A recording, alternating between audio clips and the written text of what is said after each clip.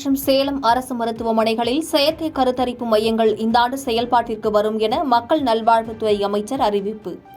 சென்னை மற்றும் மதுரை அரசு மருத்துவமனையில் கருத்தரிப்பு மையங்கள் அமைக்கும் பணிகள் நடைபெற்று வருவதாகவும் தகவல்.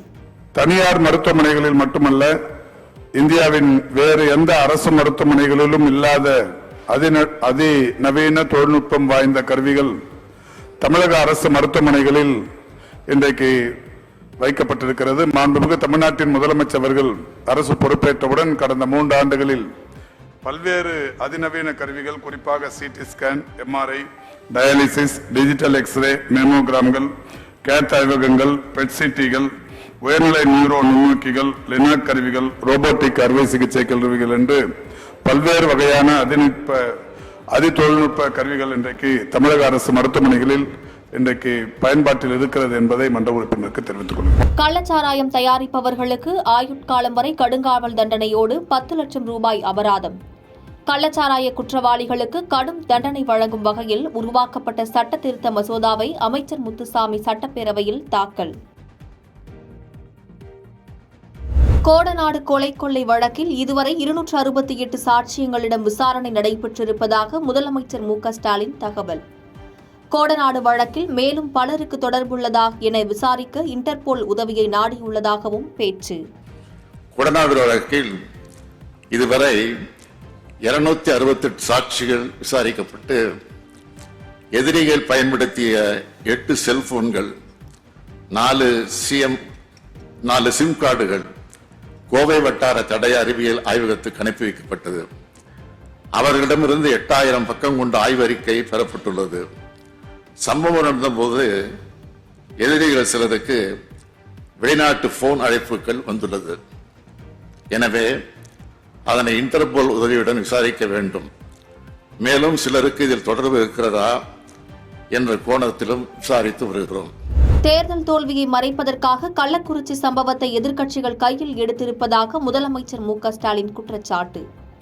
கள்ளக்குறிச்சி சம்பவத்தில் தமிழ்நாடு அரசு எதையும் மறைக்காமல் துரித நடவடிக்கை மேற்கொள்ளப்பட்டுள்ளதாகவும் பேச்சு. இந்த தேர்தல் தோல்வியை மறைக்க அவர்கள் போட்ட சதித்திட்டம்தான் நடவடிக்கை எடுக்கப்பட்ட கள்ளக்குறிச்சி விவகாரத்தை தொடர்ந்து கிளப்பியது. கடந்த 19ஆம் தேதி இந்த சம்பவத்தை நான் கேள்விப்பட்டதும் பாதிக்கப்பட்ட அனைவருக்கும் உரிய சிகிச்சை அளிக்க உத்தரவிட்டேன். அது குறித்து இதே அவையில் 20ஆம் தேதி முழுமையான அறிக்கையை தாக்கல் செய்துள்ளேன். கள்ளக்குறிச்சி சம்பவத்துக்கான உண்மையான காரணத்தை அறிய உயர்நீதிமன்ற ஓய்வு பெற்ற நீதியரசர் கோகுல்தாஸ் அவர்கள் தலைமையில் ஆணையம் அமைத்தேன். சிபிசிஐடி விசாரிக்க உத்தரவிட்டேன். விருதுநகர் பட்டாசு ஆலையில் உயிரிழந்தவர்களின் குடும்பத்தினருக்கு முதலமைச்சர் பொது நிவாரண நிதியில் இருந்து 3 லட்சம் ரூபாய் நிவாரணம். உயிரிழந்தவர்களின் குடும்பத்தினருக்கு ஆழ்ந்த இரங்கல்களும் ஆறுதலும் தெரிவிப்பதாக முதலமைச்சர் அறிவிப்பு. சட்டப்பேரவையில் முதலமைச்சர் மு.க.ஸ்டாலின் தாக்கல் செய்த காவல்துறை திருத்தச் சட்டம் ஒருமனதாக நிறைவேற்றம். மெரினா கடற்கரையில் கண்காணிப்பு திட்டம், மதுரை திருப்பரங்குன்றம் கோவிலுக்கு தனி காவல் நிலையம் என சிறப்பு திட்டங்கள் சேர்ப்பு. கலைஞர் நூற்றாண்டு பேருந்து முனையம் மற்றும் ஏற்காடு ஆகிய இடங்களில் புதிய போக்குவரத்து காவல் நிலையங்கள், கிண்டி கலைஞர் நூற்றாண்டு உயர் சிறப்பு மருத்துவமனை புறக்காவல் நிலையம், படப்பை, ஆதமங்கலம் புதூர், திருப்பரங்குன்றம் கோயில் ஆகிய இடங்களில் புதிய காவல் நிலையங்கள். நம்முடைய அவை முன்னவர் அவர்கள் காலையில் வந்தவுடன் ஒரு சீட்டு கொடுத்திருக்காரு. நெடுநாள் கோரிக்கைன்னு சொல்லி கொடுத்திருக்காரு.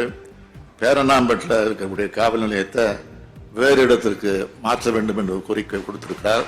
அதுவும் நிச்சயமாக பரிசீலிக்கப்படும்.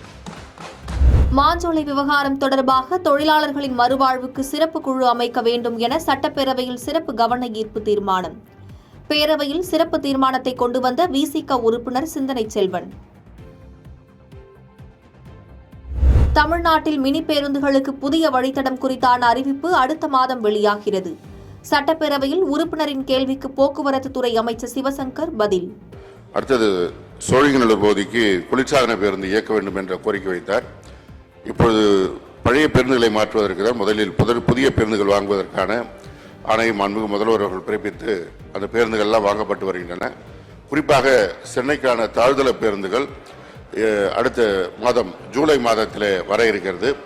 அந்த பேருந்துகள் மாண்புமிகு முதல்வருடைய பொற்கரங்களால் துவக்கி வைக்கப்பட இருக்கிறது. அதற்கு பிறகு மாண்புமிகு உறுப்பினர் கேட்ட அந்த கூடுதல் பேருந்துகள் இயக்குவதற்கு நடவடிக்கை எடுக்கப்படும். அதேபோல பேருந்து பணிமனையை பொறுத்தவரை சென்னை மாநகரத்திலே போதுமான அளவுக்கு பேருந்து பணிமனைகள் இருக்கிறது. அந்த பகுதியில் இயக்குவதற்கு இப்போதைக்கு அரசினுடைய நிதிநிலைக்கு அதை செய்வதற்கு வாய்ப்பில்லை என்பதை அன்போடு தெரிவித்துக் கொள்கிறேன். அமெரிக்க அதிபர் தேர்தலில் ஜனநாயக கட்சி சார்பில் அதிபர் வேட்பாளராக ஜோ பைடனுக்கு பதில் மிச்சல் ஒபாமா நிறுத்தப்பட வாய்ப்புள்ளதாக தகவல். வயது மூப்பு காரணமாக ஜோ பைடன் தடுமாறி வரும் நிலையில் அதிபர் வேட்பாளர் மாற்றம் செய்ய வாய்ப்புள்ளதாக தகவல்.